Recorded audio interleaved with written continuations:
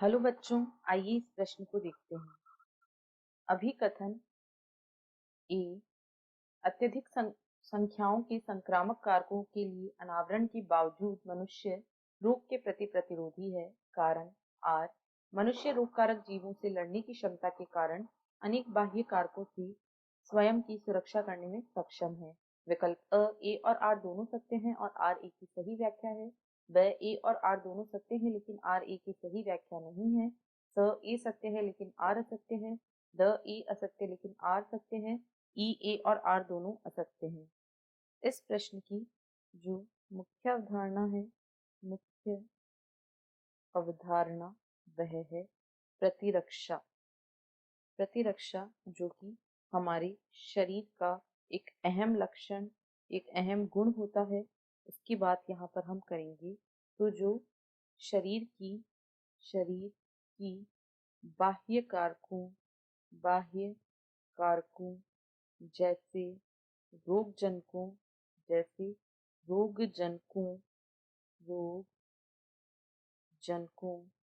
एवं विभिन्न प्रकार के रोगों से लड़ने की क्षमता को ही प्रतिरक्षा कहा जाता है। और हमारे शरीर का जो प्रतिरक्षा तंत्र होता है, प्रतिरक्षा तंत्र यही इसके लिए जिम्मेदार होता है। प्रतिरक्षा तंत्र में बहुत सारे अवयव होते हैं जो सम्मिलित रूप से हमारे शरीर को विभिन्न प्रकार के रोगों से लड़ने की क्षमता प्रदान करते हैं।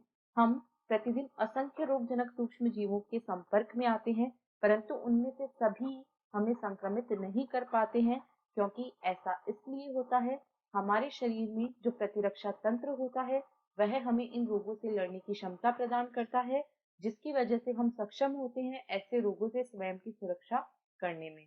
अब यदि हम दिए गए अभिकथन को देखें तो इसमें कहा गया है अत्यधिक संख्याओं के संक्रामक कारकों के लिए अनावरण के बावजूद मनुष्य रोग के प्रति प्रतिरोधी है।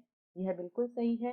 कारण दिया गया है कि मनुष्य रोग कारक जीवों से लड़ने की क्षमता के कारण अनेक बाह्य कारकों से स्वयं की सुरक्षा करने में सक्षम है। तो यह भी बिल्कुल सही है और अभिकथन की बिल्कुल सही व्याख्या भी करता है। अतः विकल्प अ ए और आर दोनों सत्य हैं और आर ए की सही व्याख्या है इस प्रश्न का सही उत्तर है। आशा है आपको प्रश्न समझ आया होगा। धन्यवाद।